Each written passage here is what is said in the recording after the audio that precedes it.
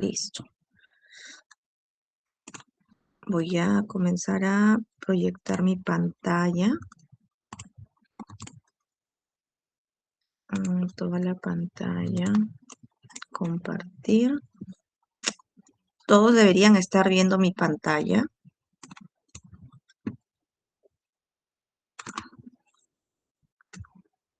A ver, voy a poner esto por aquí para que no me distraiga. Y vamos a comenzar con el primer tema. Los tres temas que vamos a ver hoy día son 1, adhesión, 2, fotopolimerización y la tercera vamos a continuar viendo la forma en cómo deberían hacerse las restauraciones, pero en este caso van a ser las clase 3 y las clase 4. Bien, ahora continuando, la adhesión. Vamos a estar viendo adhesión, fundamentos y aplicación clínica.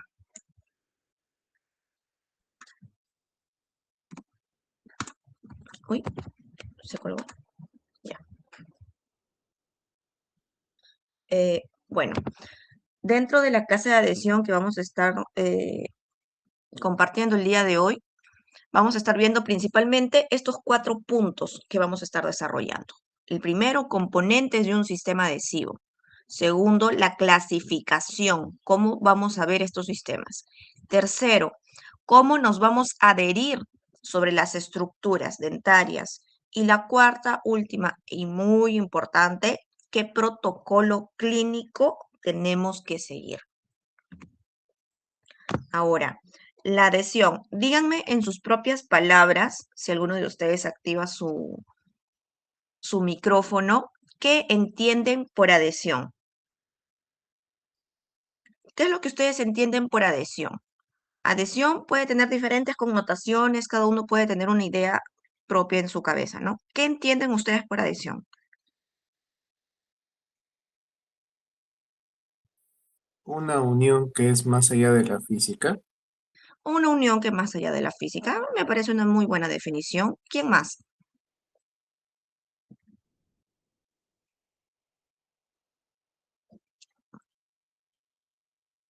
Ok, nadie más quiere participar, chicos. Bien. Entonces, lo que dijo su compañero está muy bien en realidad, pero vamos a profundizarlo un poquito más. Es un fenómeno en el cual dos superficies se van a mantener unidas mediante fuerzas físicas, químicas o mecánicas. Ahora, la adhesión en odontología, esto ya transfiriéndolo, hablando en el campo odontológico, lo podemos definir también como un proceso mediante el cual dos superficies, que por lo general son tejido dentario, puede ser esmalte o dentina, con un material restaurador, van a intentar unirse entre sí a través de esas fuerzas físicas, químicas o mecánicas, ¿ok? Y además van a intentar formar una interfaz estable y funcional. Y el surgimiento y el desarrollo de estos sistemas adhesivos modificaron completamente en realidad la práctica de la odontología, a tal punto que esta revolución, al surgir los sistemas adhesivos, porque hasta el momento en el que surgieron no se veía absolutamente nada de este tema, no solamente se consiguió alterar los conceptos de cómo se preparaban los dientes para poder colocar los materiales restauradores, sino que también posibilitó una mayor preservación de la estructura dentaria remanente sana. Y esto es lo más significativo y esta conquista posibilita el uso de este material. Entonces, debemos entender, todos ustedes en algún momento tal vez han escuchado de las amalgamas o de restauraciones a base de oro de repente, ¿no? Entonces, o coronas a base de oro de repente históricamente en rehabilitación, si todavía no lo llevan o si ya están llevando, tal vez ya les están conversando un poco de eso. Entonces, antes de que surgieran estos sistemas adhesivos, ¿cómo restauraban los dentistas los dientes? La retención de los materiales sobre el tejido dentario no era uniéndose, ni química ni físicamente, no había ningún tipo de unión.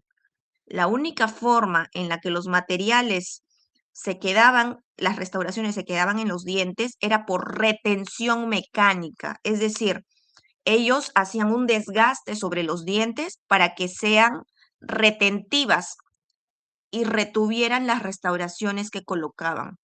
Las amalgamas, por ejemplo, estas amalgamas no tienen ningún tipo de unión sobre el tejido dentario. Sin embargo, se retienen porque las cavidades que se diseñaban eran justamente para retener el material y que no se salga. Entonces era una retención mecánica. Y ahí no se respetaba ese principio de mínimamente invasivo, ¿ok? En cambio, con estos sistemas adhesivos, déjenme acá, con estos sistemas adhesivos, sí lo conseguimos ser mínimamente invasivos, conseguimos preservar lo más que se puede la estructura remanente sana, porque no hay un diseño especial que nosotros tengamos que seguir. Y esa es la ventaja que nos da el uso de estos sistemas adhesivos, y eso quiero que ustedes lo tengan claro. Ahora, ¿cuáles son los componentes de un sistema adhesivo? Vamos a ponerle así los ingredientes. Entonces, debemos entender que estos ingredientes, estos componentes del sistema adhesivo, para conseguir adhesión dental, nosotros necesitamos tener principalmente tres.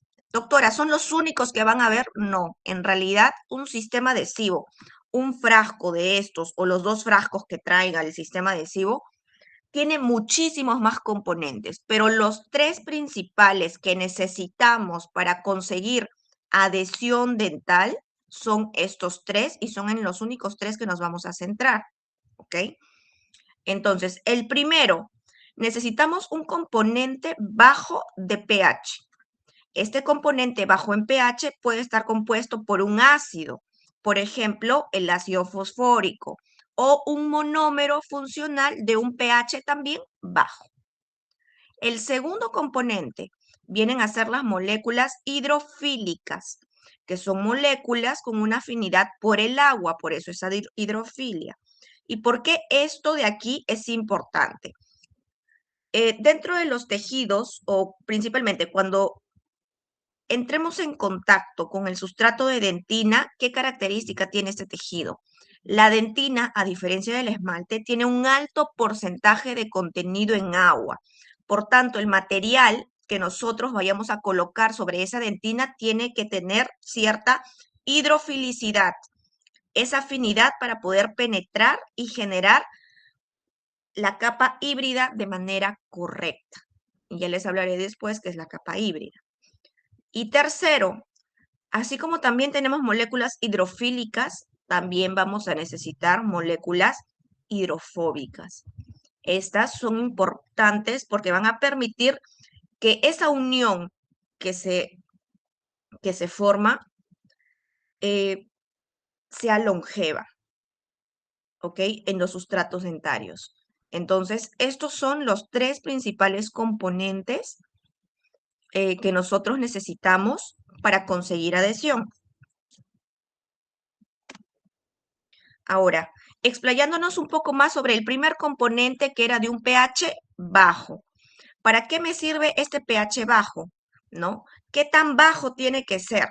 Ahora, tenemos aquí, como les comenté, estos acondicionadores. Por el pH bajo que tienen, van a ser componentes ácidos. Ácidos relativamente fuertes, porque tienen un pH tan bajo que son más o menos de 1 y 2.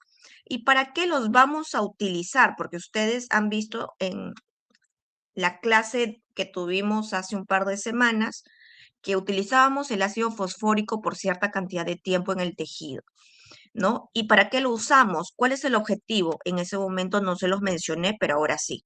El objetivo de usar un ácido es para poder remover en dentina el barro dentinario o llamado smear layer. ¿Ok? ¿Ok? Repito, barro dentinario. Si se les pregunta en el examen, no quiero que me pongan para retirar el barro. ¿Ok? Porque ya ha pasado antes. No se llama barro, se llama barro dentinario. En inglés se llama smear layer. ¿Ok? ¿Y qué es ese smear layer o barro dentinario? Imagínense, yo estoy haciendo mi cavidad y es todo el detrito que se va formando, todo lo que no me sirve. em, es el acúmulo de tejido necrótico, bacterias, prolongaciones de repente de los odontoblastos que han sido cortados, hasta incluso un poco de aceite también se puede agregar que pueda salir de la pieza de alta. Todo ese conjunto que no me sirve para adherirme se llama barro dentinario. Y en este caso, el ácido lo que hace es retirarlo. Pero como bien dice el nombre, es en dentina y en esmalte lo que va a hacer es disolver la fase mineral. En dentina también y en esmalte igual. Y esto va a permitir que al acondicionar esta superficie y disolver también la fase mineral, va a permitir la formación de retenciones micromecánicas en el esmalte y también en la dentina. Ahora les voy a mostrar cómo. Y el ácido fosfórico, el más utilizado, va a tener una concentración entre 30 y 50%. Por lo general, el más comercial, cuando ustedes compren, van a encontrarlo casi siempre al 37%. ¿Ok? Entonces, uy, perdón. Entonces, este es el agente de acondicionado de elección para producir un patrón de acondicionamiento adecuado para nosotros poder adherirnos. Doctora, ¿por qué el ácido fosfórico? Porque dentro de todos los ácidos que se probó, porque dentro de todas las concentraciones que se han probado, estas concentraciones son las que nos permiten dejar al tejido de forma adecuada y lista para poder generar adhesión. Un ácido mayor que esto puede generar retenciones no propias como para poder adherirnos. Concentraciones menores a estas tampoco, ¿ok? Y además, vamos a ver que este agente acondicionador ácido, cuando se encuentra separado, ¿no? Como un agente acondicionador ácido por separado, se va a presentar por lo general en forma de un gel acuoso, ¿ok? Como en la imagen. ¿Qué me permite esto? Poder aplicarlo de forma precisa sobre un área en específica, ¿ok? Sobre un área en específico. Por ejemplo, aquí tenemos la imagen.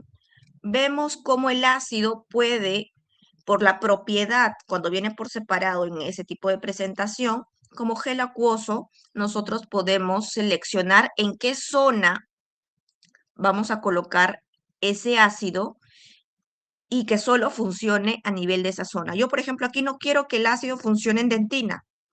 Si se dan cuenta, solo se encuentra en esmalte. Entonces, yo necesito un ácido que tenga la propiedad que se quede exactamente en el lugar donde yo lo coloco.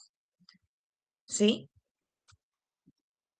A este tipo de propiedad del ácido le vamos a llamar eh, tixotropía. Entonces, el gel de ácido fosfórico se va a caracterizar por tener tixotropía, ¿no? ¿Y qué es la tixotropía? Es una capacidad del producto, puede ser de diferentes marcas porque cambia por marca, de poder tener mayor fluidez o tener una mayor viscosidad, ¿ok?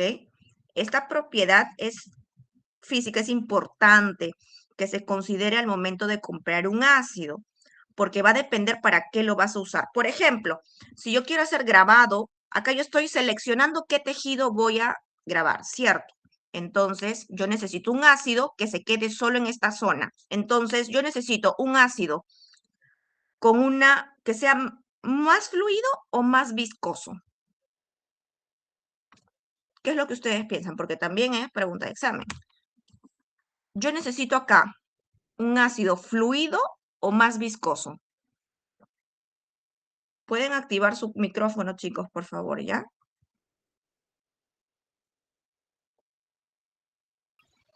Preferiblemente viscoso. Viscoso, ¿no es cierto? Yo no necesito que sea fluido. ¿Por qué? Si es fluido, no se va a quedar en esmalte. Si es fluido, ¿qué va a hacer? Se va a chorrear y va a quedar y va a llegar a dentina. Entonces aquí yo necesito que sea viscoso. Y si yo quisiera hacer sellantes en fosas y fisuras, ustedes quieren un ácido que sea muy viscoso o un ácido que sea más fluido? Recuerden que en fosas y fisuras son fosas y fisuras profundas. Si es viscoso, tal vez se quede solo en la superficie y no escurra al fondo de la fisura, ¿cierto?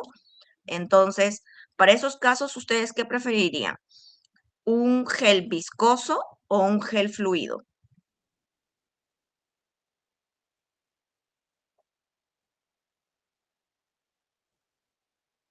Fluido. Fluido, exacto. Entonces, ahí ya nosotros comenzamos a discernir que cuando nosotros compramos el ácido fosfórico no es solo comprar. Yo puedo comprar y ver según su grado de fluidez en qué lo voy a aplicar.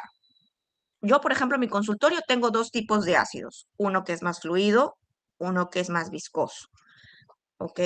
Y aquí nosotros vamos a hablar mayor trixotropía, menor trixotropía, ¿sí? Y vean aquí, vemos la diferencia. Tenemos un ácido con mayor tixotropía y vean que se mantiene en la zona donde es aplicada y un ácido con menor tixotropía.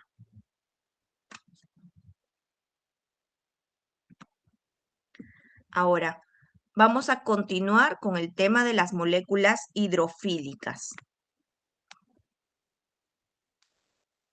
Ahora, ¿qué son estas moléculas hidrofílicas? Vamos a darle un nombre. Primer, ¿ok? Ese va a ser su nombre a ese tipo de componente. Primer. ¿Qué es el primer? El primer, o también llamado imprimador, ya acuérdense, primer o imprimador, va a ser un promotor de la adhesión. ¿A través de qué? De monómeros hidrofílicos, habíamos comentado. A través de monómeros hidrofílicos. Pero al mismo tiempo también va a tener monómeros hidrófugos. ¿Ok? Este monómero que va a presentar, por un lado, es hidrofílico y por otro, hidrófugo. Se va a comportar como una molécula bifuncional. La función con un primer o la función de un primer, ¿cuál es? La dentina es principalmente para uso en dentina. Entonces, la función es hacer compatible la dentina con el componente del adhesivo, que es hidrofóbico. ¿Ok? Entonces, vamos a intentar hacer que la dentina, que es hidrofílica, sea compatible con el componente hidrófobo del adhesivo, del sistema adhesivo. ¿Ok? Entonces, la composición del primer en realidad va a variar bastante dependiendo de cada marca, pero por lo general todos los primers van a poseer siempre un monómero hidrofílico, como ejemplo el EMA o el GDMA. Estos monómeros son anfifílicos. ¿Qué quiere decir anfifílico? Es decir, que tienen un lado hidrofóbico y un lado hidrofílico. El lado hidrofílico de esta misma, de una sola molécula, va a estar mirando a la dentina. Y el lado hidrofóbico va a estar mirando al lado donde nosotros vamos a colocar el adhesivo.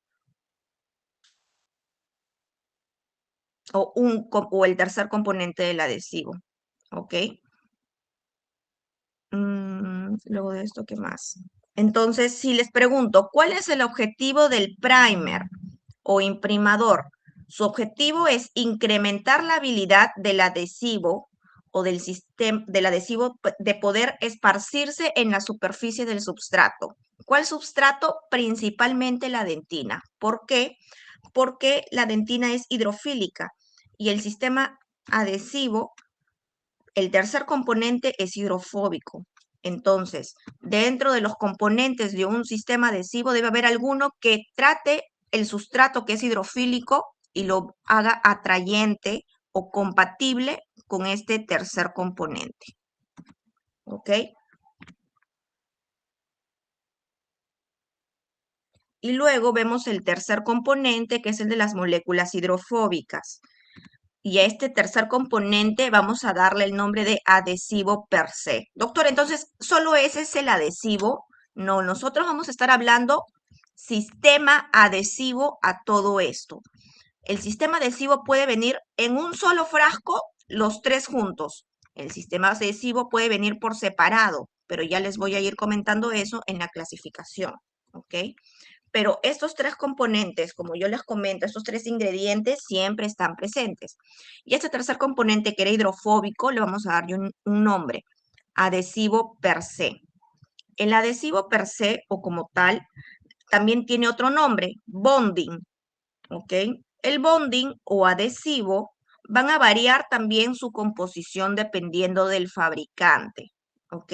Pero básicamente lo que podemos rescatar de todo esto es que siempre son monómeros hidrofóbicos, ¿ok? Monómeros hidrofóbicos, y que además de eso también tenemos algunos otros componentes como un fotoiniciador. Este adhesivo es parecido a una resina, pero con menor relleno. El objetivo del adhesivo o del bonding es que éste ingrese al substrato que nosotros ya hemos acondicionado, que hemos imprimado, y que pueda formar tags alrededor de los primos del esmalte. En caso de la dentina, pueda formar algunos tags dentro de los túbulos, que penetre la red de colágeno. Entonces, este adhesivo, al formar estos tags dentro de la dentina, creo que acá más adelante creo que lo he puesto, al formar estos tags de resina, de resina o del adhesivo, van a permitir tener una mejor retención micromecánica, porque el tipo de retención que me da los sistemas adhesivos es una retención micromecánica, ¿ok? Eso puede ser otro tipo de pregunta. ¿Qué tipo de retención me dan los adhesivos? De retención micromecánica. ¿Y quién me da esa retención micromecánica? La presencia de los tags resinosos, ¿ok? Pueden ser tags resinosos en esmalte o tags resinosos en dentina.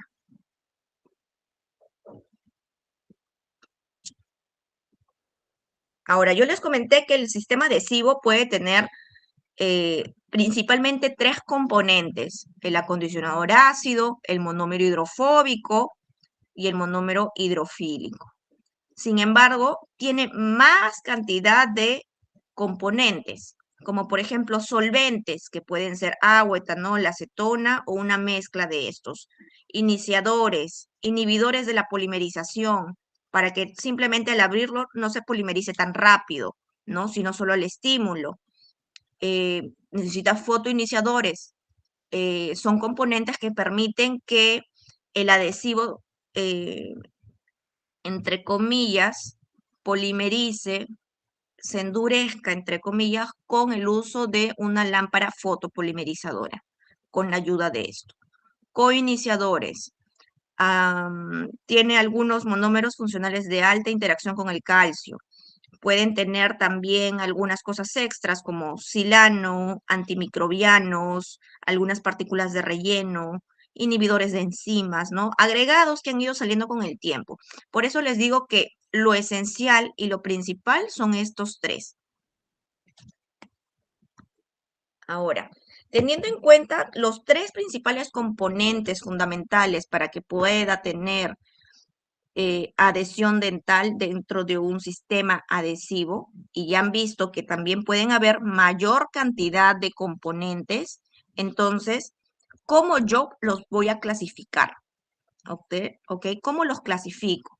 Entonces, vamos a verlo aquí.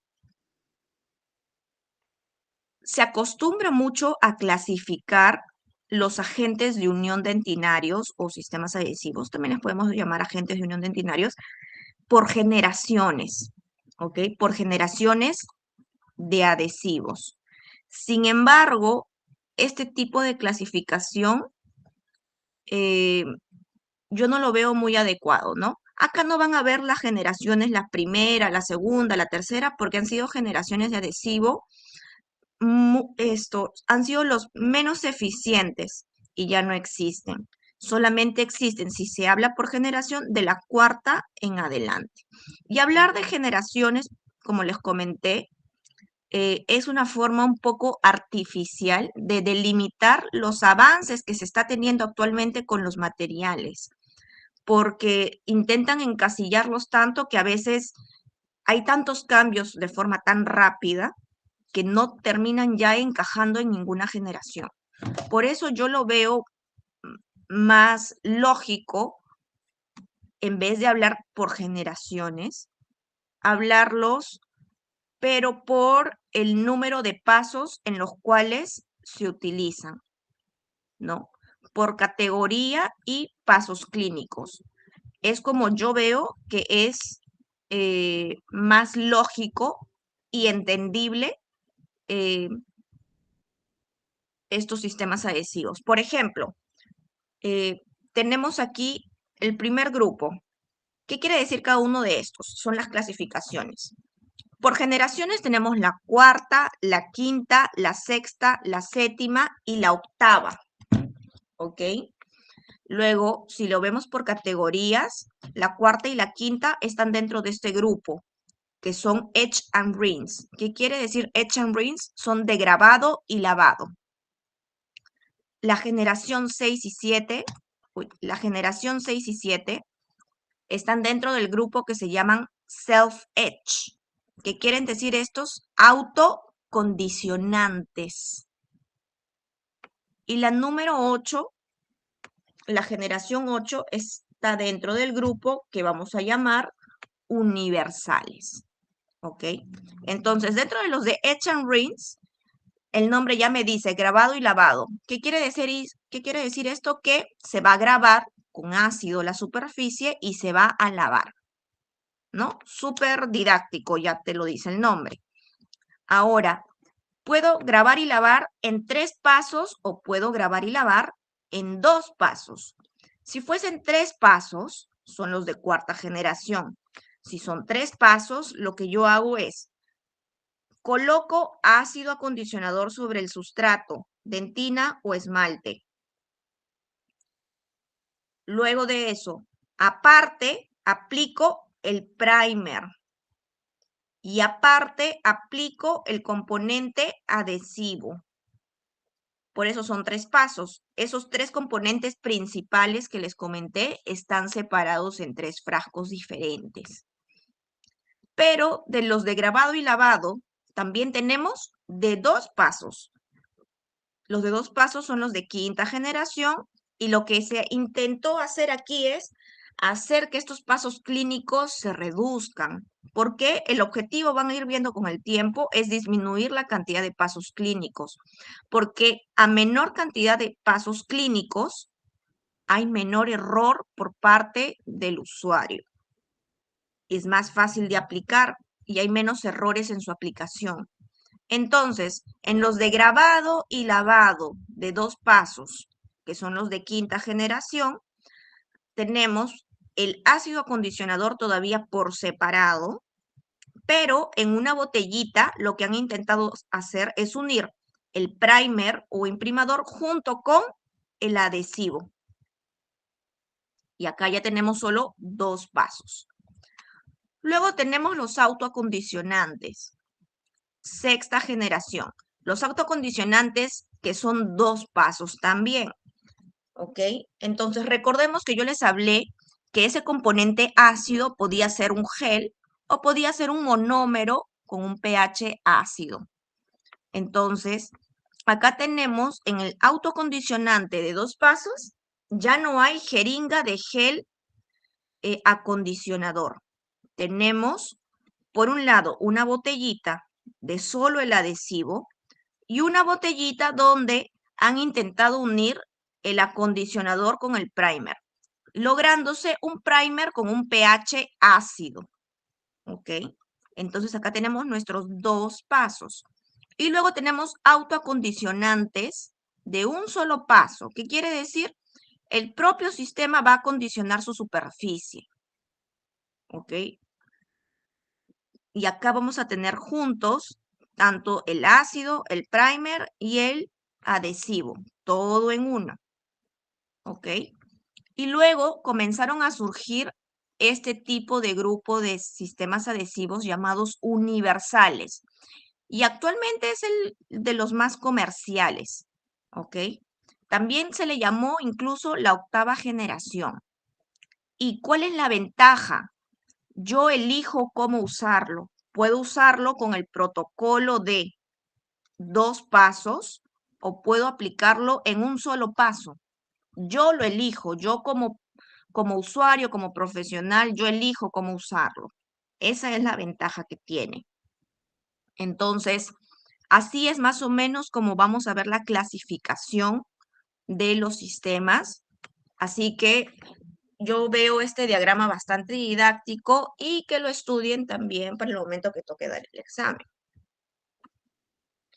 Ahora, ¿cómo se van a adherir a la superficie? ¿Cómo es que se promueve esa adhesión sobre los tejidos dentarios?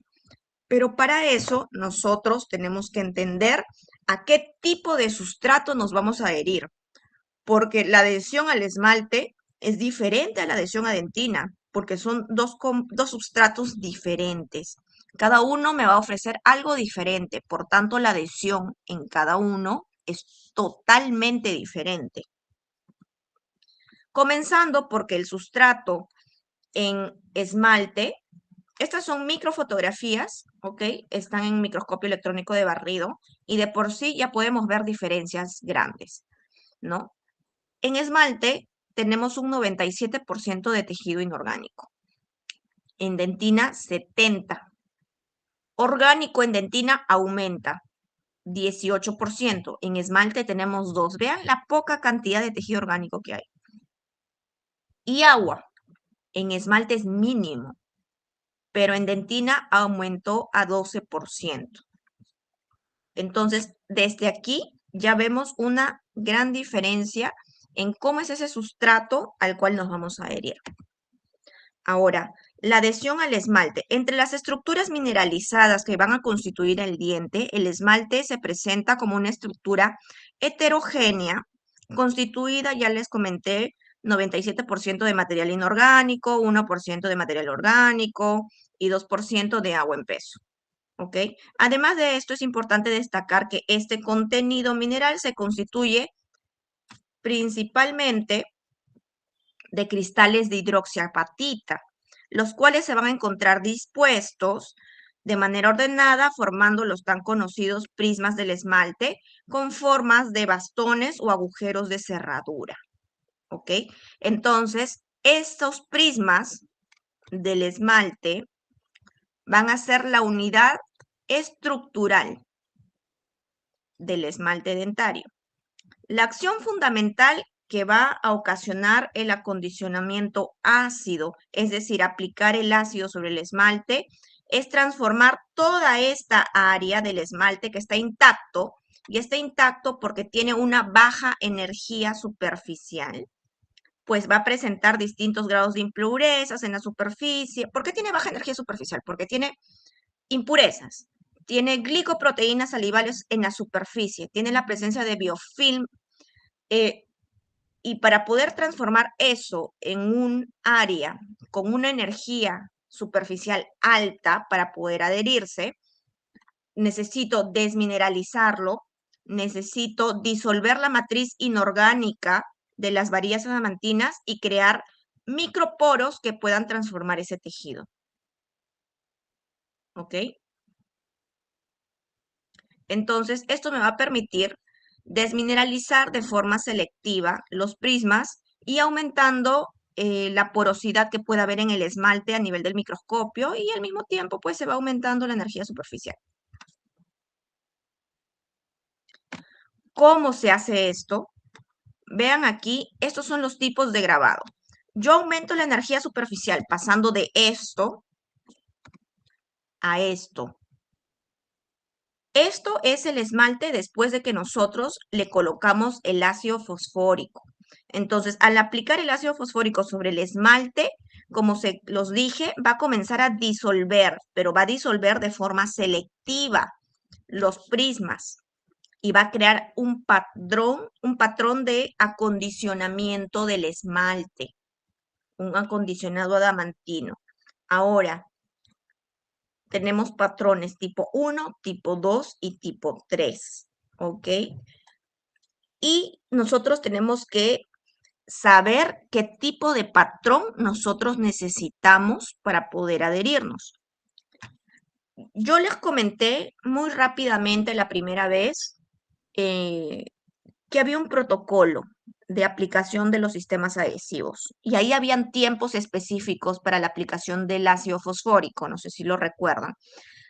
Si nosotros pasamos esa cantidad de tiempo, no lo controlamos, nos distrajimos, nosotros estábamos contando 15 segundos en la cabeza, así, 1, 2, 3, 4, me quedé viendo el celular, luego retomo 5, 6, ¿no? De repente ya pasaron más de 15 segundos, no respetamos el tiempo y vamos a conseguir el patrón tipo 3. Este patrón tipo 3 es un patrón en realidad eh, caracterizado por una gran pérdida de tejido superficial producida por una acción ininterrumpida del ácido, porque no hemos controlado el tiempo, ¿no? Entonces, y el tejido, el sustrato que nos brinda es insuficiente, incapaz para poder retener de forma efectiva los sistemas adhesivos. Es decir, si nosotros intentamos unirnos sobre este sustrato, nuestra restauración probablemente falle, ¿ok? Luego tenemos los tipos de acondicionado tipo 2 y tipo 1. ¿En qué tipo, cuáles tipos nosotros o en qué tipo de patrón nosotros podemos adherirnos? Puede ser en el tipo 1 o en el tipo 2. En el tipo 1 es cuando el ácido ha actuado de forma selectiva en el centro del prisma. Si se dan cuenta, solo se ve la periferia. El ácido ha actuado en el centro del prisma y en el tipo 2 la zona más afectada ha sido la zona de la periferia o área interprismática. Entonces, nosotros, si vamos a buscar un patrón de acondicionamiento, nosotros vamos a usar, como les comenté, el tipo 1 y el tipo 2, respetando los tiempos que se les da. El tipo 3, no.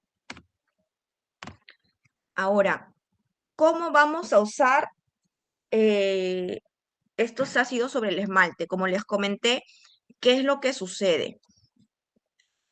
Nosotros tenemos el esmalte, aplicamos el acondicionador ácido sobre el esmalte y les comenté que la adhesión iba a ser micromecánica. ¿Por qué micromecánica? Porque en esmalte va a comenzar a desmineralizar de forma superficial, ¿cierto? Creándonos este patrón de grabado. Y esto visualmente o en macro lo conseguimos ver de esta forma. Crea micro retenciones, aumenta el área de la superficie, permitiendo aumentar el área sobre el cual nosotros nos vamos a adherir y permitiendo crear una retención micromecánica en esmalte. Esto es el esmalte acondicionado y nosotros ahí ya podemos colocar todo nuestro sistema adhesivo o lo que falta. Y en dentina, ¿qué es lo que sucede? En dentina, la dentina, como les comenté, está compuesta por una matriz o red entrecruzada eh, de fibras colágenas, glicosaminoglicanos, proteoglicanos y otros. Tenemos cristales de hidroxiapatita, ¿no? Como parte de su tejido inorgánico y agua en un 12%, ¿no? Estructuralmente, la dentina está constituida por túbulos dentinarios que se van a extender desde la unión del esmalte con la dentina hasta la pulpa dentaria, ¿no? Además va a presentar dos zonas bien diferenciadas, además de los túbulos. Una que vamos a llamar dentina peritubular y una dentina intertubular, ¿ok? Estas van a variar según la profundidad en la cual nosotros las vamos a encontrar.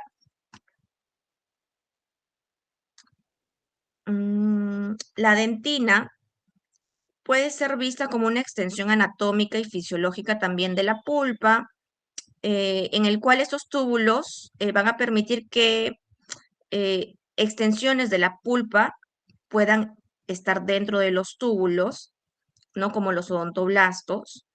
Y bueno, Es como que una parte de un tejido híbrido.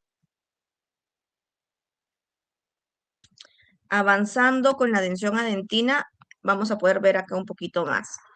En la dentina, nosotros vamos a ver algo que les comenté que se llamaba smear layer.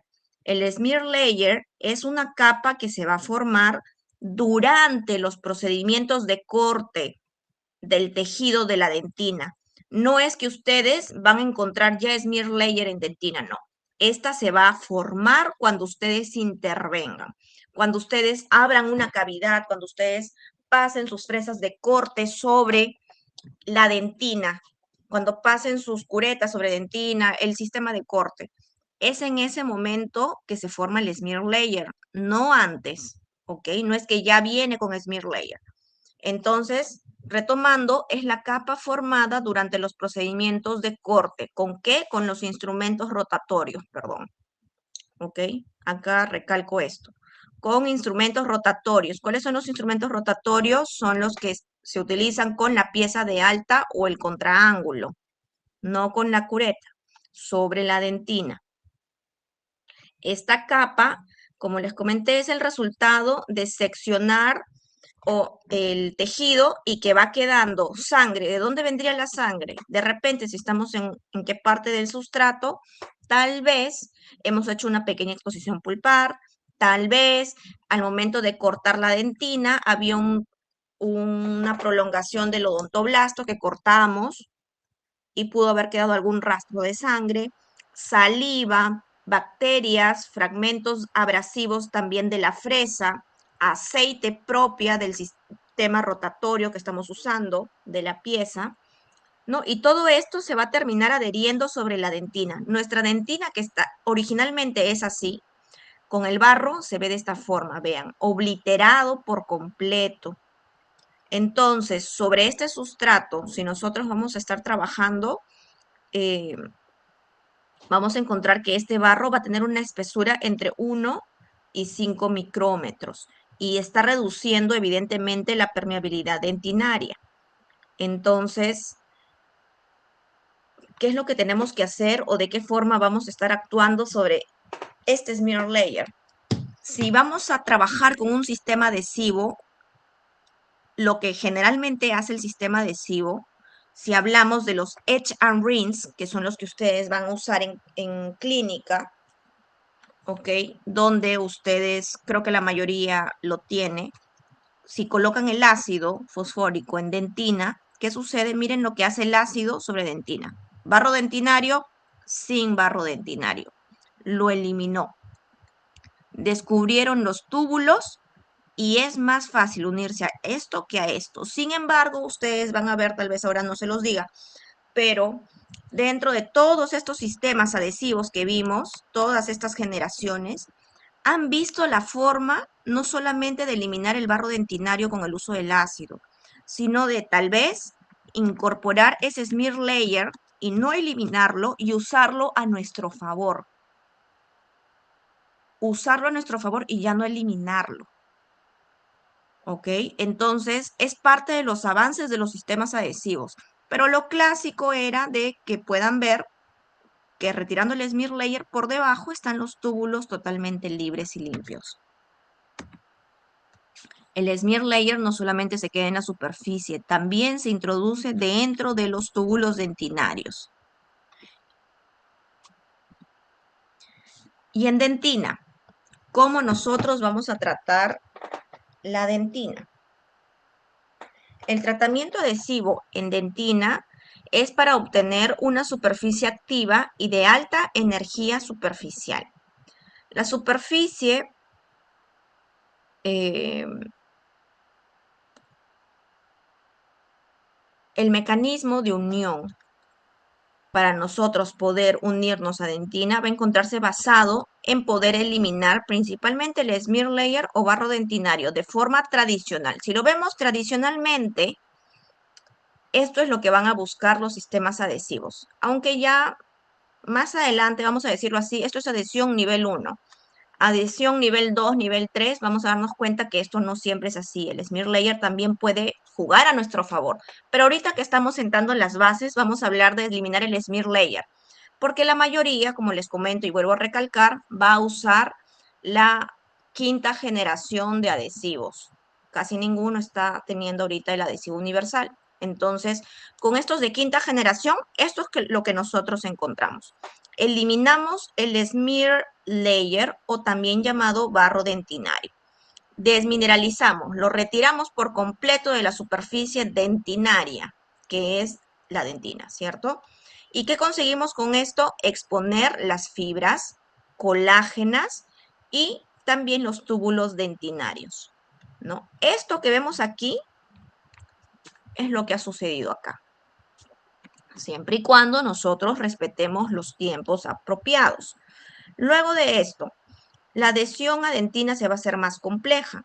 Una vez que ya tengo todo esto, voy a tener que tener en cuenta que tengo mayor contenido de agua, tengo una matriz orgánica, como ya les comenté, y hay una naturaleza tubular en la dentina. ¿Ok?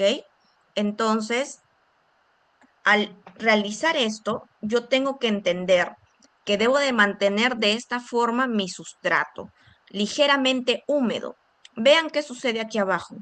Cuando yo tengo mi sustrato y lo reseco por completo, vean lo que sucede con mis fibras colágenas.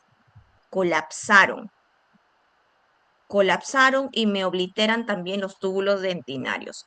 En esmalte no hay problema que después de yo haber grabado o colocado el ácido, yo lo reseque por completo porque es puro tejido mineral. Pero en dentina, después de hacer un grabado con ácido y obtener mi tejido, yo no lo puedo resecar porque sucede esto. Y si sucede esto, lo que yo intente colocar sobre este sustrato se va a salir con facilidad.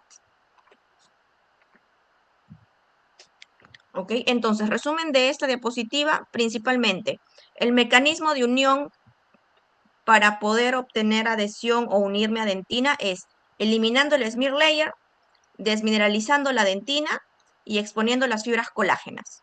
¿Ok? Ese es el resumen.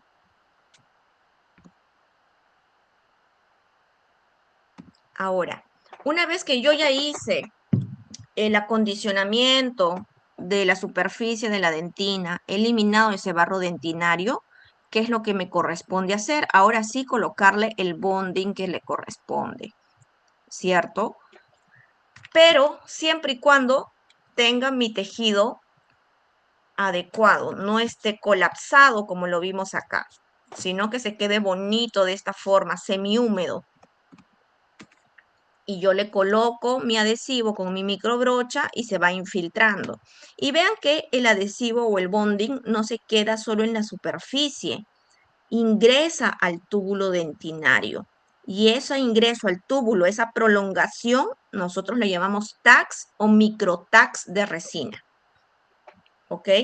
Entonces, ¿y a qué le llamo yo capa híbrida? Acá dice camada híbrida porque es en portugués, pero en español es capa híbrida. La capa híbrida viene a ser el resultado de la difusión o la impregnación de los monómeros en la subsuperficie de los sustratos de una dentina pretratada.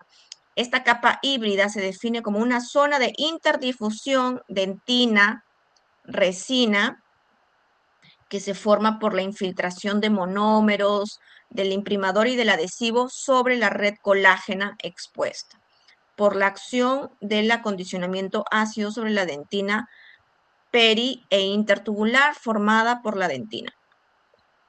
Entonces, esto viene a ser la capa híbrida. ¿Por qué es híbrida? Porque una parte es tejido orgánico y la otra parte es tejido inorgánico. ¿Cuál es el inorgánico? El adhesivo per se. ¿Dónde se forma la capa híbrida? Si les preguntan. ¿Se forma en esmalte o en dentina?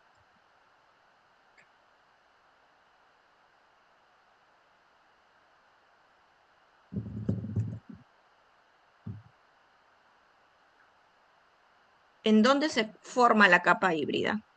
¿Es propia del esmalte o propia de la dentina?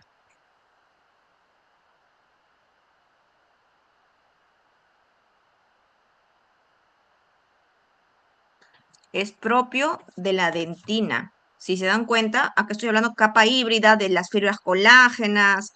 No estoy hablando de la zona del esmalte. En esmalte no hay capa híbrida. Capa híbrida solo en dentina. Y ahora la parte más fácil, el protocolo de aplicación clínica. ¿Ok?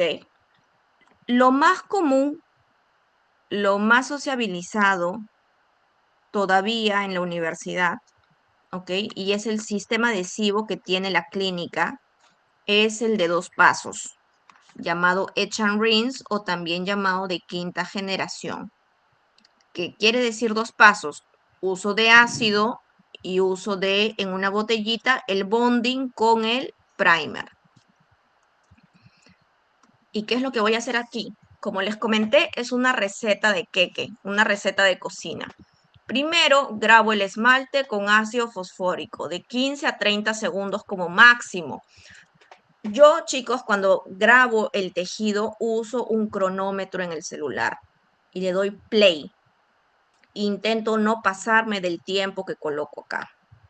¿Ok? Dentina de 10 a 15 segundos. Si voy a estar grabando zonas interproximales, debo de proteger los dientes vecinos. Puede ser con cinta teflón, con cinta celuloide, para que el ácido no acondicione las superficies de los dientes contiguos. Lavo de manera profusa con agua, por lo menos el doble de tiempo que grabé. Luego de eso, seco la dentina. Y el esmalte. El esmalte no hay problema con secarlo con la jeringa triple, pero en dentina lo que yo no quiero es resecar esa dentina, porque si no, esas fibras colágenas van a colapsar. Entonces yo intento secarlo con papel absorbente. Si ustedes desean, pueden hacer bolitas de papel absorbente y también colocarlos en una manga de esterilización pequeña y enviarlo a esterilización. Porque lo que sucede es que con el papel absorbente se queda ligeramente húmedo la dentina y es lo que nosotros necesitamos. Antes de usar el adhesivo, nosotros tenemos que agitar el frasco de forma vigorosa porque a veces pueden quedar los componentes en suspensión y lo homogenizamos de esta forma. Y aplicamos nuestra primera capa de adhesivo. ¿Ok? ¿Con qué? Con un microbrush. Con los microbrush ustedes deben de tener microbrush grande, mediano y pequeño. ¿Por qué? Porque el microbrush va a depender del tamaño de la cavidad que ustedes tengan. ¿Qué pasa si tienen una cavidad muy pequeña? Necesitan un microbrush pequeño. Si tienen un microbrush grande y una cavidad pequeña, no va a entrar el microbrush. ¿Ok? Por eso es que necesitan tener microbrush grande, mediano y pequeño. Coloco un poco de adhesivo sobre el microbrush y froto de forma vigorosa sobre mi preparación en el diente, por lo menos 10 segundos por pared. Después de que yo he aplicado de forma vigorosa sobre mi cavidad, lo que hago es con la jeringa triple soplo con el aire 10 segundos a una distancia de unos 6 centímetros más o menos, para intentar evaporar el solvente. Remuevo excesos con otra microbrocha limpia y aplico una segunda capa de adhesivo. Luego, repito, remuevo excesos, vuelvo a colocar aire por lo menos unos 10 segundos y luego de eso uso mi lámpara y fotopolimerizo, mínimo 20 segundos. Esto de acá yo sé que es una receta, tal vez no se vayan a acordar. ¿Qué les recomiendo yo? No sé si algunos de ustedes en la clínica han visto que a veces este protocolo creo que está pegado en algunas unidades. Vean qué tipo de adhesivo ustedes van a utilizar. Según el tipo de adhesivo, impriman el protocolo y péguenlo en su unidad dental para que lo tengan y lo visualicen de forma rápida.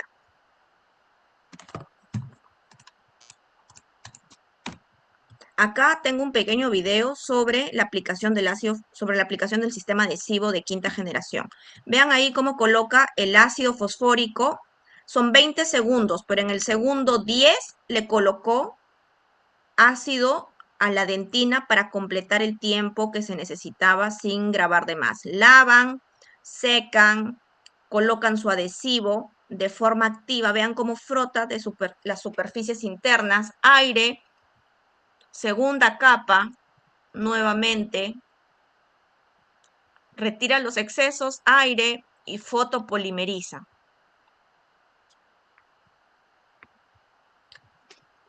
Estos son ejemplos de algunos sistemas adhesivos de quinta generación que ustedes van a encontrar. Van a encontrar el Adper Single Bond, van a encontrar el ámbar APS, el Tetriken Bond, el OptiBond S. Son algunos ejemplos de adhesivos que ustedes van a encontrar de quinta generación, ¿ya?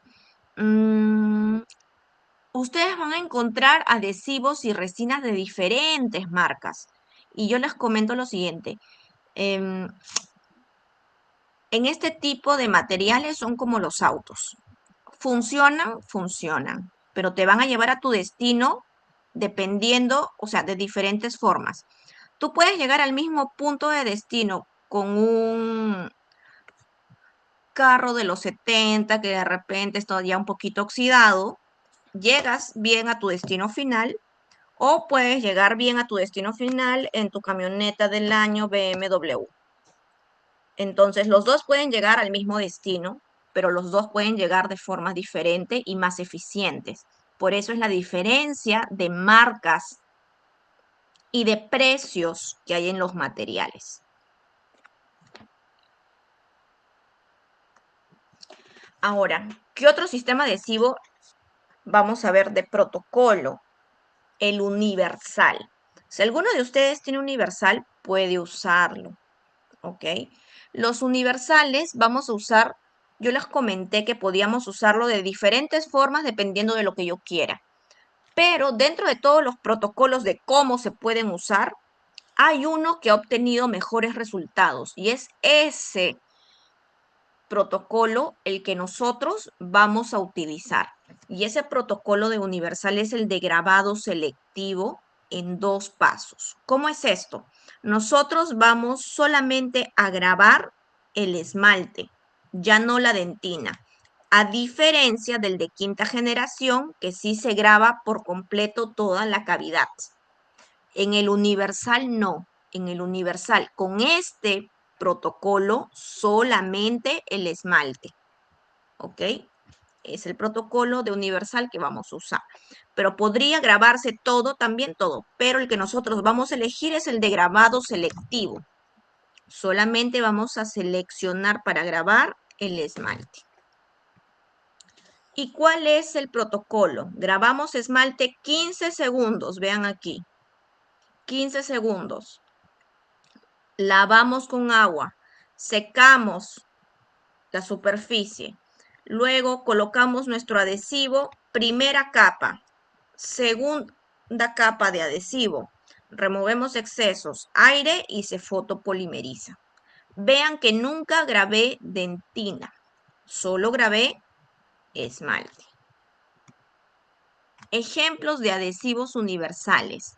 Tenemos el ámbar universal, Tetriken Bond universal, All Bond universal, el de 3M ESPE Single Bond universal y el Beauty Bond Extreme de Shofu. Vean que la mayoría dice universal, universal, universal, universal. Entonces, caigan en la cuenta de que si compran un adhesivo universal, por lo general trae la denominación de universal. ¿Ok? Si no trae el denominativo de universal como el de Shofu, asegúrense si realmente no es universal, porque a veces me traían uno de ámbar igualito, pero que no dice universal. Y se confundían y pensaban que era, me traían y pensaban que era el universal. Y lo usaban como universal. Y no era universal. ¿Y qué sucedía? Las restauraciones fallaban. Entonces, cuando ustedes hagan compra de materiales, vean que en el empaque en el que se los venden, traen ya las indicaciones y les dice los pormenores. Léanlo, no lo boten. Es importante. También les dice a qué temperatura tienen que almacenarlo. ¿Cuál es el mínimo de temperatura y el máximo de temperatura al que pueden estar expuestos? Recuerden que Perú tiene un clima muy variado. En verano llegamos a temperaturas bastante altas. Consideraciones finales. Acá les dejo un pequeño mensaje final de la clase. La selección de un producto debe ser prioritariamente fundamentada en evidencias científicas que certifiquen su eficacia. Otros factores como costo, sensibilidad de la técnica y durabilidad de la unión deben ser igualmente considerados. ¿Ok? Entonces, a veces uno no solamente tiene que guiarse por la moda, por lo que vi en el video que un doctor usó, no. Ustedes tienen que ver, ¿conocen cómo usar ese adhesivo o no? Si no lo conocen, no lo usen.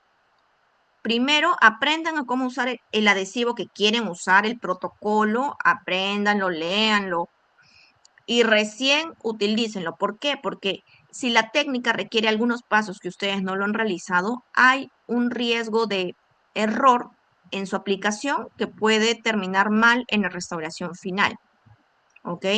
Entonces, no es solamente ver que me gusta, qué bonito, sino evaluar evidencia científica, sensibilidad, cómo lo van a manejar. ¿Ok? Entonces, con esto cerramos el tema de adhesión, chicos. No sé si tienen alguna pregunta.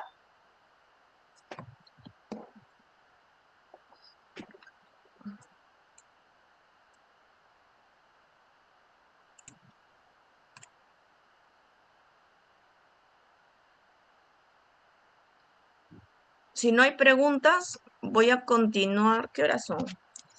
Son las 8:04. Si no hay preguntas, voy a continuar con el siguiente tema.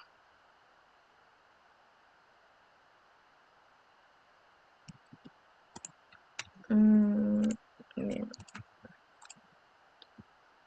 El siguiente tema, que es la fotopolimerización.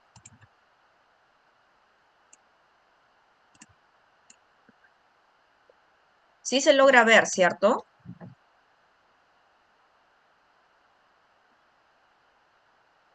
Sí, doctora.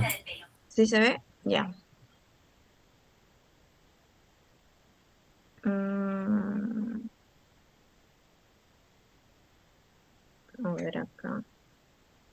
Listo. A ver, chicos. Ya vimos adhesión. Ahora vamos a ver el tema de fotopolimerización. Y este es un tema bastante importante porque siento que a veces no le toman la importancia adecuada. En fotopolimerización, ¿qué es lo que nosotros vamos a estar, qué es lo que nosotros vamos a estar revisando? Vamos a estar revisando los principios básicos. Vamos a ver que para fotopolimerización es importante hablar de la longitud de onda, de la intensidad, del tiempo de uso y a qué distancia lo vamos a utilizar. En longitud de onda, entonces, nosotros sabemos que la luz es una radiación electromagnética, perdón, voy a agarrar acá mi puntero. La luz es una radiación electromagnética, energía en movimiento que se va a propagar a través de ondas y estas ondas van a ser capaces de causar una sensación visual en el observador. Estas ondas electromagnéticas tienen propiedades, ¿no? O características que van a definir la particularidad de esa onda. Tenemos la longitud de onda, que viene a ser la distancia entre dos puntos consecutivos de una onda, llamadas crestas o valles, que equivale a una oscilación completa y va a ser expresado en nanómetros.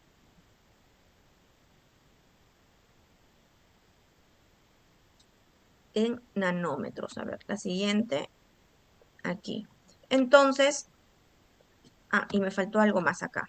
Y luego, además de la longitud de onda, también hay algo que se llama frecuencia.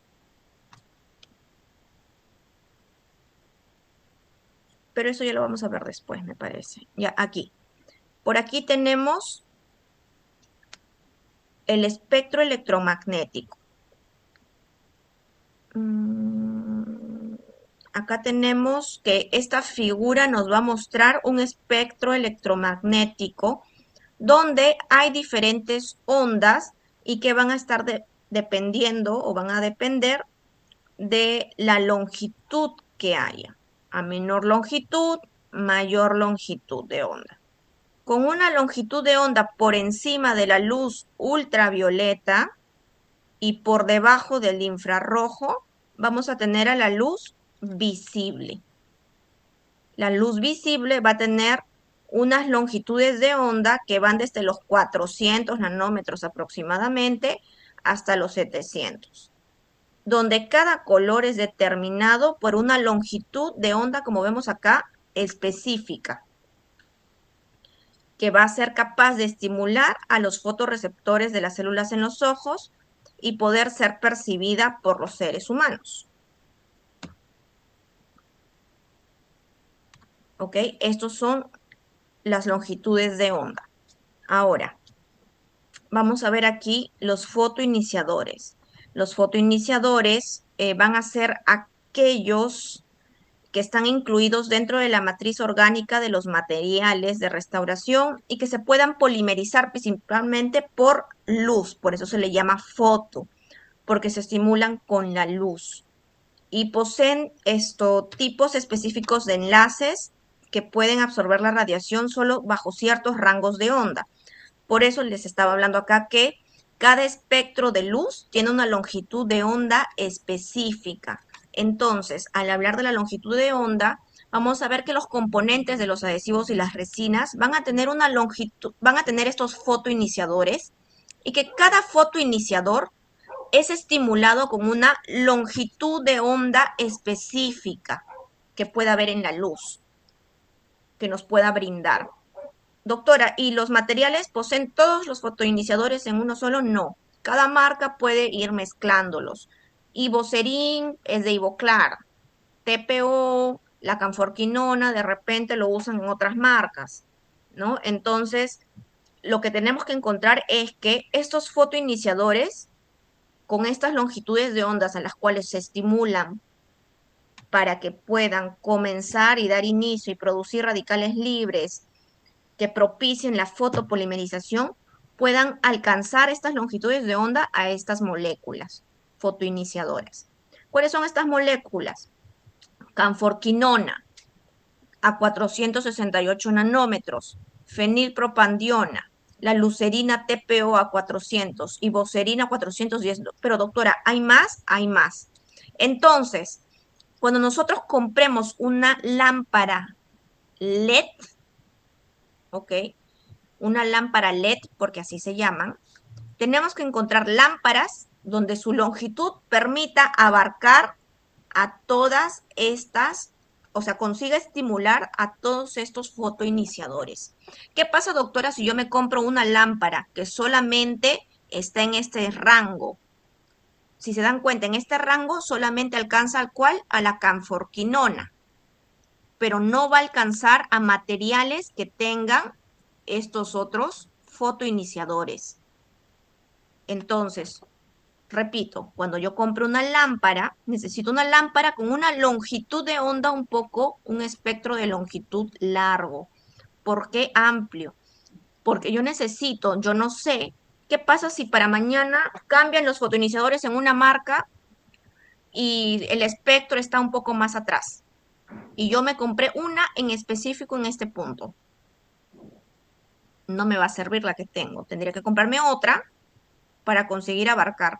Porque estos fotoiniciadores están en todos los materiales, están en las resinas, están en los cementos, están en todo. Entonces, por eso es importante. Si se dan cuenta, también estos fotoiniciadores, si se dan cuenta, tienen unos colores un poco diferentes. Tenemos acá fotoiniciadores bastante amarillentos o naranjas, como el ivocerin y la canforquinona.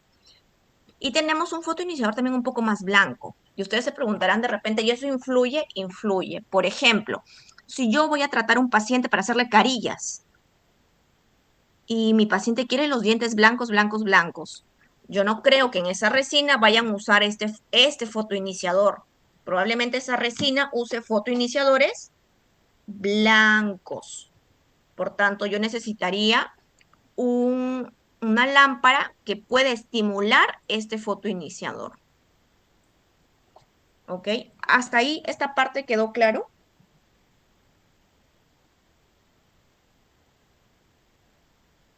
Bien, voy a asumir que quedó claro. Acá tengo algunos ejemplos de fotoiniciadores y marcas comerciales que lo usan. Y vean, tenemos diferentes, por ejemplo, como les comenté, las resinas bleach, tienen la lucerina. También usan canforquinona, tetriquenseran bulk y vocerina. Por aquí está la Filtec, canforquinona. La Filtec usa canforquinona. Gradia, canforquinona. Palific, Estelite Omega, canforquinona y otra más. ¿Ok? Entonces, los fotoiniciadores tan variados que son, están mezclados entre sí y cada marca puede manejar o colocarle el fotoiniciador que él quiera. Por eso nuestras lámparas también tenemos que verificar que tengan que abarquen un espectro de longitud de onda amplio. Por eso es que nosotros podemos hablar de que las lámparas pueden venir en diferentes presentaciones. Por ejemplo, las monowave. Las monowave han sido de las primeras generaciones de lámparas LED que se lanzaron al mercado. ¿Ok? ¿Qué quiere decir esto? Estas monowave, como dice su nombre, mono, onda, emite una sola longitud de onda. Una sola, es decir, solo va a poder estimular a materiales que estén en ese punto específico de la longitud de onda. Si hay algún material que está fuera de ese punto específico de la longitud de onda, no lo va a estimular, no lo va a fotopolimerizar. Por lo general está en 450 nanómetros, ¿ok? ¿Quién está más o menos por esa longitud de onda? Retrocedamos. Encontramos a la canforquinona. Entonces, estos monowave, por lo general, solo conseguían estimular la canforquinona. ¿Por qué? Porque el primer fotoiniciador que apareció fue la canforquinona. Y en ese momento se creía que iba a ser el único fotoiniciador, pero con el tiempo y con la evolución de materiales aparecieron más fotoiniciadores con diferentes espectros de onda. Por tanto, se requerían ya lámparas de un mayor espectro. Acá tenemos otro ejemplo de una lámpara monoonda, la Radi Expert de SDI.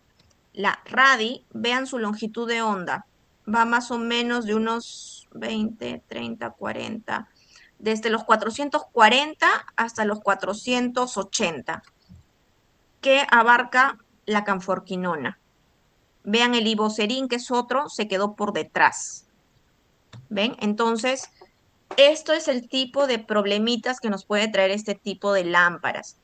¿Son malas? No. Si usas materiales que solo usen canforquinona como fotoiniciador, no hay problema. Pero el problema sí está si utilizas materiales que no usen canforquinona. La Elipar, que es de 3M, es también monowave, que está más o menos en el espectro de onda de la canforquinona. Pero doctora, si la 3M es tan buena, ¿por qué no hace una lámpara con un espectro mayor? Es que esto es netamente negocios, chicos. La 3M, sus resinas y sus cementos solo traen canforquinona en su composición. Entonces, yo como fabricante, si yo te vendo una lámpara, yo quiero una lámpara que solo polimerice mis materiales. Si tú usas Lelipar, probablemente solo puedas polimerizar materiales de 3M cualquiera y algún otro de otra marca que solo tenga canforquinona. Pero vean que es netamente una estrategia empresarial y nada más. ¿Es buena su lámpara? Es buena. Pero si nosotros queremos un mayor rango de posibilidades de uso para nuestra lámpara, tenemos a la Polywave. La Polywave o polionda proporciona una combinación de longitudes cuando nosotros activamos la lámpara. Toda una posibilidad, ¿no? Longitudes de onda azules y violetas. Por eso ese tipo de luz que nosotros siempre vemos es de ese color, ¿ok? Que miren todo el espectro que nos da, desde los 380 aproximadamente hasta los 480. Entonces, es un espectro mayor y me permite abarcar mayor cantidad de fotoiniciadores que sean estimulados a diferentes longitudes de onda. Entonces, el desarrollo vino principalmente por la aparición de estos nuevos fotoiniciadores, ¿no? Que tenían que ser utilizados con diferentes longitudes de onda. También vino por el hecho de que si nosotros queríamos usar resinas de diferentes tonos o tonos con demandas más estéticas, también ahí se desarrollaron los fotoiniciadores que les comenté, diferentes a la camforquinona. ¿Hasta aquí hay alguna pregunta? ¿Quedó claro lo de monowave y polywave? Y aquí tenemos, por ejemplo, en el cabezal o en alguna parte de las lámparas, tenemos aquí los emisores de la luz que nos permite dar ese gran espectro. Parecen chips, ¿no es cierto? Pero estos de aquí son los que nos van a permitir emitir la luz de los diferentes espectros y longitudes de onda, ¿no? Cada uno un espectro diferente, 405, 465, 445, entonces nos permite abarcar gran cantidad de materiales.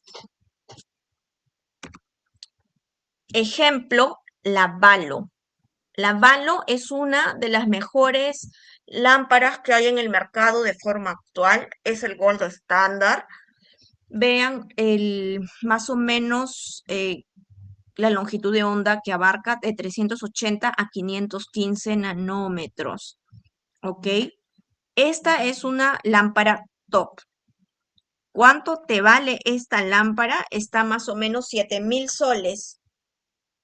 Esta lámpara de fotopolimerización es muy buena.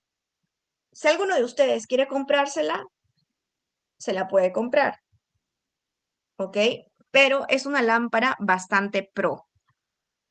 Es también inalámbrica y tiene además solamente de polimerizar, tiene además otras opciones de trabajo. ¿Qué otras lámparas podemos encontrar? Tenemos estas de Blueface de la marca Ivoclar, que tiene también, vean, una longitud de 385 a 515. ¿Es polywave? Sí. Este tipo de lámparas, que también son Blueface, pero otro modelo, hay en la clínica. Pero este tipo de lámparas que hay en la clínica, quiero que vean. Polywave, no. Es decir, solo te va a polimerizar materiales que tengan canforquinona, probablemente. ¿Ok? Estas de aquí son alámbricas, se tienen que enchufar. Eso también ténganlo en consideración. ¿Lo pueden solicitar a la clínica? Sí, solo tienen que dejar su carnet. Ahora vamos a hablar de otra propiedad, que es la intensidad. Y este término lo vamos a escuchar muchas veces, ¿ok? La intensidad a veces se confunde con otros términos más, como cuáles. Son tres términos y estos tres no son lo mismo y tenemos que diferenciarlas. La primera es la potencia. La potencia es la cantidad de energía que genera la unidad LED. ¿Cuánto genera de potencia? Eso se mide en miliwatts. Sin embargo, eso no significa que lo que genera sea lo mismo que va a salir de la punta de la lámpara. ¿Ok? Ya que eso va a depender del área. Por ejemplo, digamos que se genera aquí abajo 1000 miliwatts y la punta no es lo que se generó acá, esa potencia no es lo mismo que va a salir por la punta. Va a depender también del área de la punta para saber la potencia que va a salir de la lámpara. ¿Qué más tenemos aquí? Irradiancia o intensidad. La irradiancia o intensidad. Esto es igual que una manguera. Por ejemplo, eh, ¿ustedes alguna vez han regado un jardín? han puesto una manguera al caño, ustedes abren ay, ¿cómo se llama esto? Abren la salida de agua y comienza a salir agua por la manguera. Si ustedes tapan la boquilla de la manguera o la van obliterando con el dedo, el agua que va saliendo va a comenzar a salir con mayor intensidad, ¿cierto? Cuanto más abierto la manguera, sale con cierta intensidad. Conforme ustedes van disminuyendo esa abertura con el dedo, el agua cada vez va saliendo con más intensidad, como que más fuerte, a pesar de que la llave del agua sigue igual. Entonces, esa irradiancia o intensidad lo vamos a traspolar aquí. Por tanto, esa potencia vendría a ser la llave del agua, pero la intensidad es el agua que está saliendo de la punta de la manguera. Y en este caso sería la irradiancia o intensidad es la luz que finalmente sale por la lámpara, por el cabezal de la lámpara. Y eso es lo que a nosotros nos va a importar más, la irradiancia, no la potencia. Y eso nosotros lo medimos en miliwatts por centímetro cuadrado. Y luego también tenemos aquí la energía irradiante. Esta energía irradiante es la cantidad de energía total que realmente llegó al material, porque una cosa es lo que sale de la lámpara y otra cosa es la luz que le llega al material que vamos a fotopolimerizar. Si yo tengo 1000 de irradiancia, es decir, por 10 segundos, eh, perdón, entonces esto es la luz, la energía que le llega al material. ¿Ok? Entonces, lo importante para nosotros es que llegue la cantidad de energía suficiente para conseguir la fotopolimerización del material. ¿Ok? Entonces, esa es la diferencia entre estos tres. Consiguieron entender más o menos potencia, irradiancia y energía irradiante.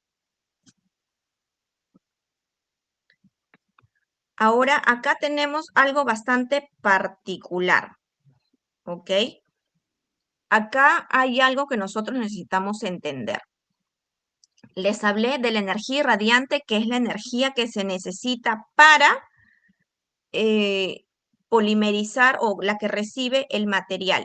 En energía irradiante, ¿cuánto es lo mínimo que necesita entonces, doctor, el material para fotopolimerizar? En resinas podemos hablar de 16 a 24 joules por centímetro cuadrado. ¿Y eso cómo lo vamos a conseguir? Vamos a tener que multiplicar la irradiancia, que es lo que sale de la lámpara, por una cantidad de tiempo.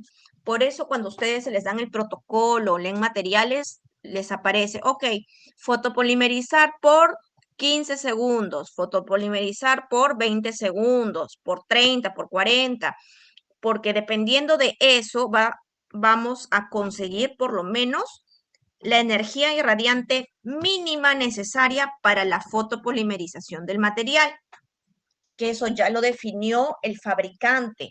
Entonces, por eso es importante siempre abrir el empaque en el que vienen los materiales y leer qué es lo que nos dice. Entonces, esta es la fórmula.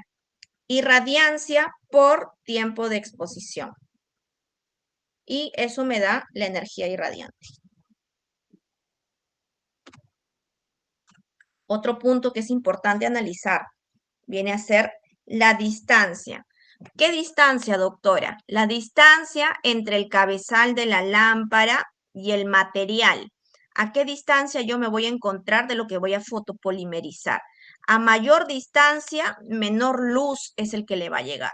La luz con la distancia se va a dispersar y la irradiancia o la energía irradiante, mejor dicho, que le llega es menor. Por ello, yo tengo que a esta distancia, yo voy a tener que compensarla de alguna forma. Por ejemplo, yo quiero que vean aquí el ejemplo. Tengo la punta del cabezal, me encuentro aquí y tengo acá una cavidad profunda, una cavidad de unos 6 milímetros de profundidad. Si yo coloqué mi adhesivo, aquí tal vez llegue de forma apropiada la luz, pero a la zona del fondo le estará llegando bien la luz. Vean, aquí arriba le llega lo que sale de de la punta, 1400 miliwatts por centímetro cuadrado. Pero acá, conforme voy profundizando en la cavidad, ya el fondo de la cavidad, ¿cuánto le llegó? 350. Vean, chicos, cuánto ha disminuido, solo en 6 milímetros. Estos 6 milímetros aquí es porque la cavidad es profunda, pero también he visto que sucede que cuando están polimerizando no están usando la paleta protectora y lo que hacen es dejan la lámpara con su mano y ustedes voltean la cabeza y miran hacia otro lado y no se dan cuenta si realmente la lámpara está apuntando a la cavidad o no. A veces se les cambia la posición la mano de forma automática y simplemente la luz ya no está apuntando a la cavidad o se alejan demasiado de la cavidad sobre la cual van a trabajar.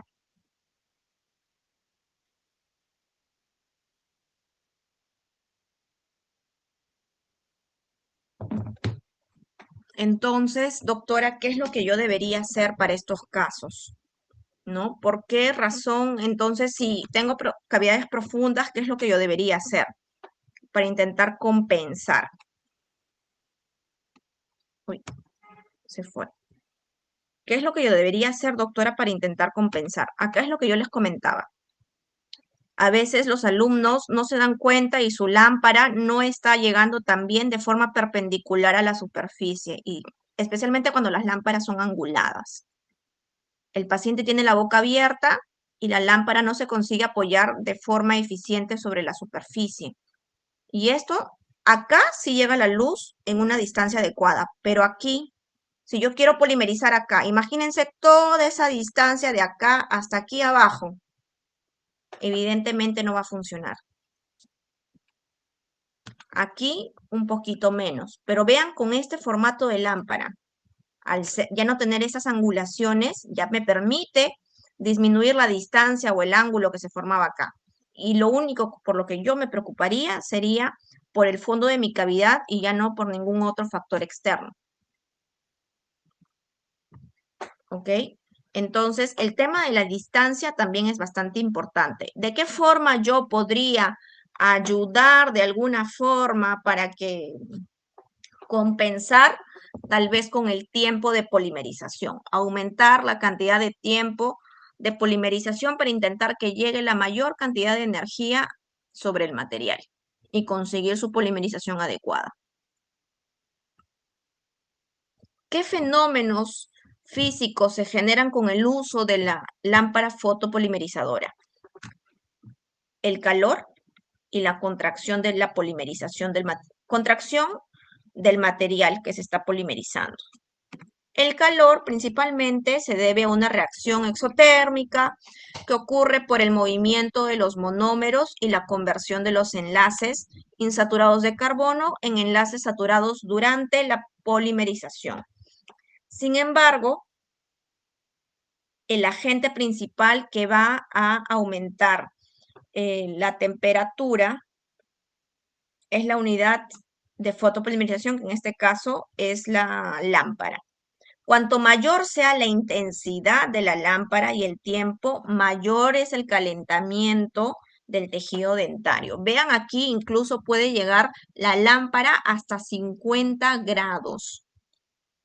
Hasta 50 grados. Entonces, ya que vemos sobre el diente, al momento de polimerizar, si están tomándose un tiempo muy largo de fotopolimerización, también puede llegar a calentar el diente, miren, a 50 grados. Y puede realmente, solo se necesita una temperatura de 42.5 grados para conseguir un daño irreversible pulpar. Entonces, con eso también tienen que tener cuidado. Las lámparas tienen intensidades de uso. Hay algunas que tienen una muy alta intensidad. Y si ustedes usan esa muy alta intensidad por un tiempo muy prolongado, esto es lo que provocan: daño irreversible. Y el otro fenómeno conocido es el de contracción de polimerización. Es un fenómeno conocido por aproximación de moléculas de monómero y consecuentemente al aproximarse, ¿qué sucede? Se reduce el volumen del material. Y esto tiene una relación directa con la cantidad de matriz orgánica del compuesto. Cuanto mayor sea el volumen de la matriz, mayor también será la contracción y viceversa. Las matrices orgánicas están compuestas por TECMA o bis-GMA y UTMA. ¿Y qué sucede? Estos monómeros, los fabricantes, ¿qué es lo que vieron al ver este fenómeno de contracción? ¿Qué es lo que menos quieren? Vieron que al fabricar materiales con monómeros de bajo peso molecular, como estos, que son monómeros pequeños, al momento de que se polimerizaban, se fotopolimerizaban, ¿qué ocurría? Había un gran volumen de contracción. ¿Y qué más vieron? Que al usar materiales que le colocan monómeros de alto peso molecular, como el bis-GMA y el UTMA, vean, el tamaño del monómero aquí es mayor que acá. Y al momento de que hay una fotopolimerización, una contracción, la variabilidad del volumen es totalmente diferente, es menor. Al fabricante que dice, esto es lo que me conviene. Sin embargo, eso no es suficiente. Si es así, doctora, ¿por qué no usamos solamente monómeros de alto peso molecular? Porque esto es solo ficticio. Es inviable usar solo un material con monómeros de alto peso molecular porque lo haría demasiado rígido al material para su uso. Como alternativa, ¿a qué llegaron los fabricantes? Hicieron materiales con monómeros donde usaran los dos tipos de monómero en el mismo material. Monómeros de alto peso molecular y monómeros de bajo peso molecular. Para de esta forma intentar controlar el tema de la contracción de volumen. ¿Se entendió? Entonces, ¿en qué momento se produce? Al momento de formarse las cadenas poliméricas, ¿ok? Ahora, esa contracción, doctora, ¿por qué es importante? Porque va a provocar un estrés de la polimerización, que es uno de los principales problemas asociados al uso de las resinas. ¿Por qué? Con la contracción durante la polimerización hay una, como ya se dijo, hay una reducción en el volumen, pero al reducirse el volumen también se genera algún tipo de tensión en la interfase del material con el diente. Y pueden ocurrir ciertos fenómenos, como cuáles. Puede haber microinfiltración. Al haber una contracción, hay una separación del material con el diente y acá pueden estar entrando detritos y bacterias que pueden comenzar a avanzar y llegar hasta el fondo de la cavidad. Esa es una. Lesiones de caries recidivantes, porque al ingresar las bacterias, estas bacterias pueden ser cariogénicas y producir una nueva lesión cariosa, porque si entra comida, detritos, se van a alimentar a base de esto. Decoloración marginal. El ingreso de detritos en esas interfaces o en esa separación va a provocar una pigmentación a nivel de los márgenes de la resina. Microfracturas del esmalte. Puede haber también, al separarse la resina del diente, ¿qué va a suceder? Crearse de repente un espacio vacío y poder provocar algún tipo de sensibilidad posoperatoria, hasta incluso algún tipo de fractura dentaria.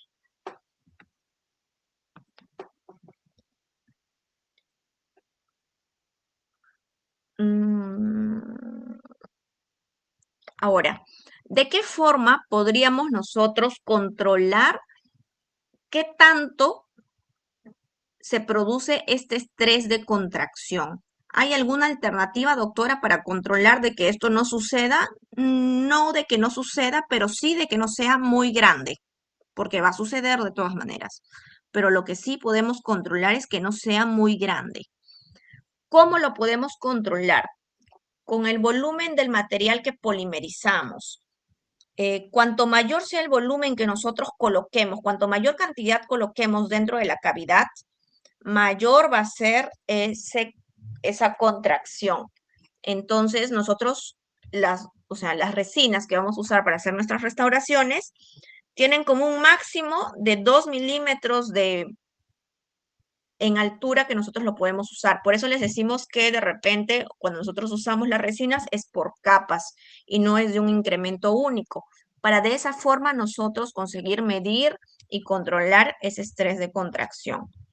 Las propiedades físico-mecánicas del material, especialmente su módulo de elasticidad. Cuanto mayor el módulo de elasticidad, mayor el estrés, ya que el módulo de elasticidad está directamente relacionado a la rigidez del material y consecuentemente a la capacidad de deformarse frente a tensiones.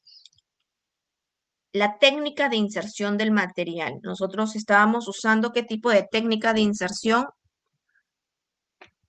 ¿Cómo estábamos colocando? Les dije en la clase de las restauraciones clase 1 cómo se colocaba el material, qué técnica íbamos a usar. Incremental. La técnica incremental oblicua. Exacto. Entonces, con ese tipo de técnica nosotros estamos también controlando el estrés de contracción, apoyándonos en la menor cantidad de paredes de forma oblicua hasta completar la restauración. Y también cómo vamos a fotopolimerizar. La luz es continua, la luz va variando en el tiempo de polimerización o cómo va a ser. Entonces, estas son algunas de las técnicas. Esa contracción que yo les estoy hablando del material, le vamos a llamar factor C. Este factor C nosotros vamos a intentar que se encuentre lo más bajo posible. Este factor C tiene el nombre factor C, pero le vamos a llamar también configuración cavitaria. Entonces, el estrés que se genere, vamos a intentar que este valor del factor C sea lo más bajo posible. ¿Cómo? Por ejemplo, intentando de que al momento de adherirnos sobre algunas paredes sea la menor cantidad de paredes posibles. Por ejemplo, si le vamos a dar una definición en específica al factor C, le vamos a decir que es la relación entre la cantidad de superficies adheridas sobre aquellas superficies no adheridas. ¿Cómo es esto, doctora? Por ejemplo, yo tengo acá una restauración clase 2. Entonces, y acá tengo un diagrama de estas cavidades o un diagrama de una clase 1. Y lo que vemos aquí abajo es el factor C. Factor C más bajo, factor C más alto. Tenemos las clase 1 y en las clase 1, por ejemplo, sobre cuántas paredes yo voy a adherirme. Tengo la pared vestibular, lingual, mesial, distal y la pulpar, ¿cierto? ¿Sobre cuántas paredes se va a adherir mi material? Según la fórmula, sobre 5 paredes. 5 paredes. ¿Cuál es la única que me falta? La pared oclusal, una, que es una superficie sobre la cual no me voy a adherir. 5 entre 1 igual a 5. Ese 5 viene a ser mi factor C. ¿Qué quiere decir? Que tiene un factor C alto. ¿Quién diría, cierto? Que una cavidad clase 1 tiene un factor C mayor que yo hacer una restauración proximal. Vean acá, en una restauración proximal tiene un factor C 2. ¿Por qué? ¿Sobre cuántas paredes nos estamos adhiriendo sobre las paredes libres? Y ahí me da el factor C. O una restauración que solamente implica el borde incisal. Borde incisal 1 y tengo 5 paredes libres igual a 0.2.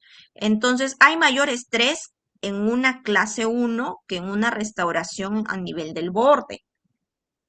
Por tanto, es que en este tipo de restauraciones nosotros usamos más el tema de las técnicas incrementales, oblicuas y demás para intentar controlar ese estrés que va a ocasionarse tras la polimerización. Como les comenté, acá teníamos algunas técnicas como la técnica oblicua o el volumen del material polimerizado, ¿no? La técnica oblicua, como les comenté, intentar adherirnos con el material sobre la menor cantidad de paredes posibles hasta completar la cavidad.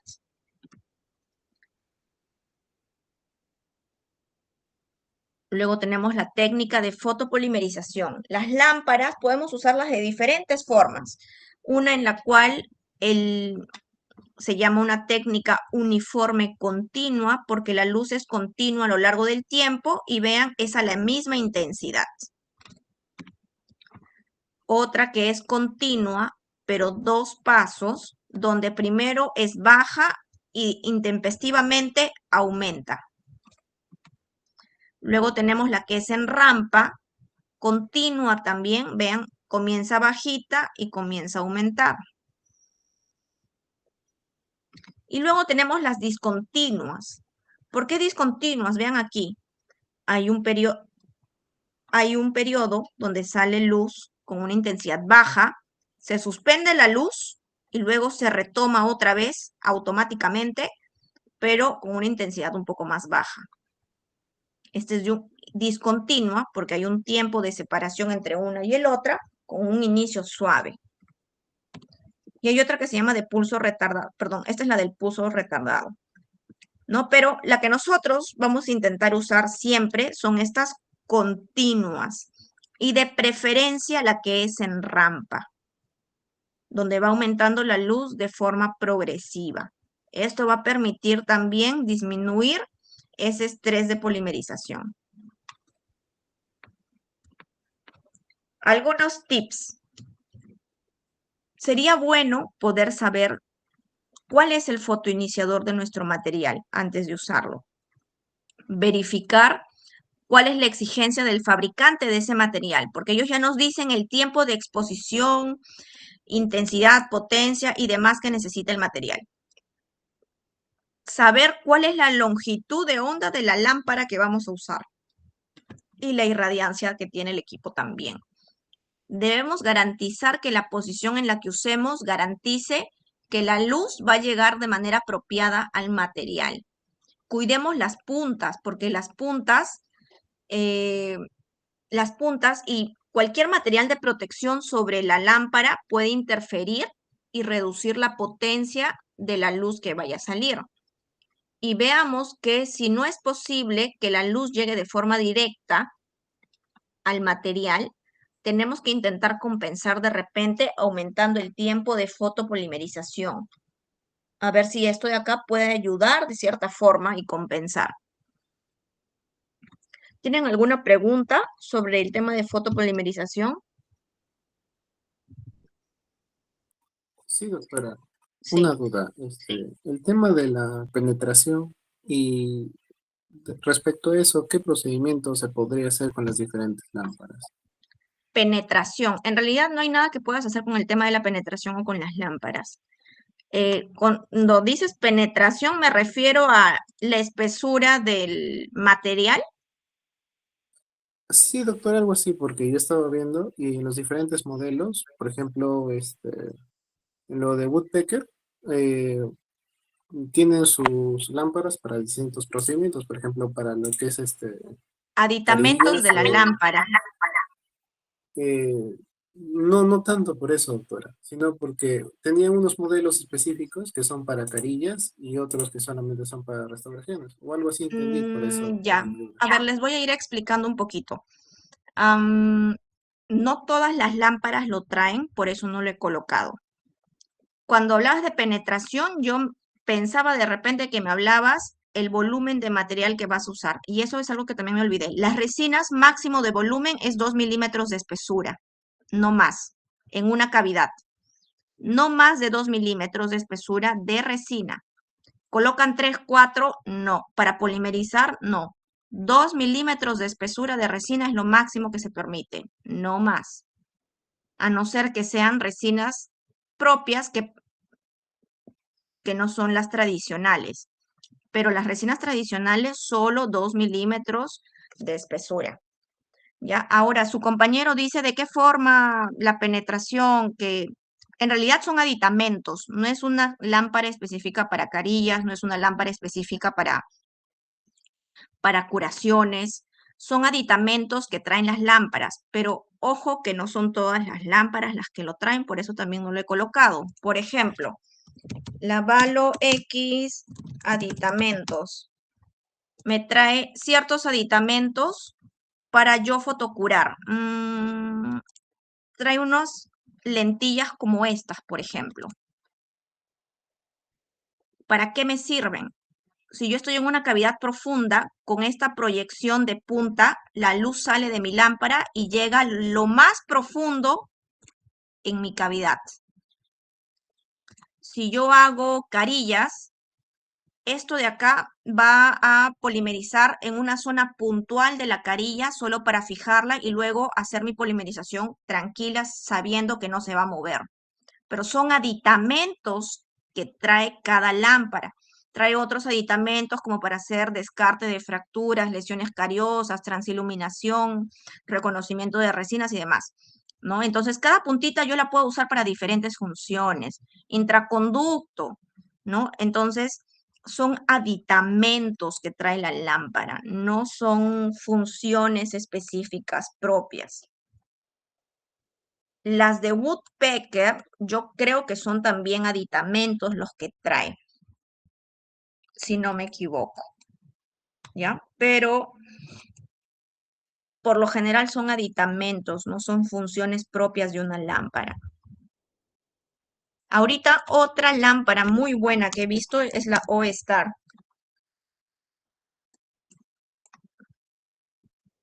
Que es esta, me parece. La O-Star también trae varios aditamentos y me parece, la verdad, muy buena también como para poder probarla. También es Polywave, ¿no? Entonces por ahí pueden ir buscando, viendo, pero que sean chicos Polywave, por favor, ya, que no sean monoonda. Por lo menos eso que tengan que cumplir. Y de ser posible que traigan el formato tipo lapicero. Cuando son anguladas, ya vieron que es difícil a veces colocarlas, especialmente en las zonas posteriores.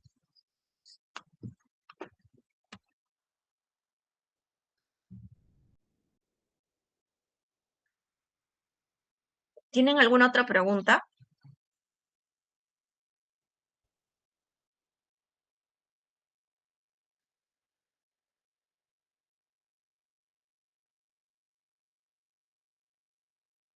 Bien, chicos. Vamos a dar una pequeña pausa de 5 minutos. 8:55 estamos continuando con la tercera teoría o el tercer tema de hoy, que son restauraciones clase 3 y 4. ¿Sí?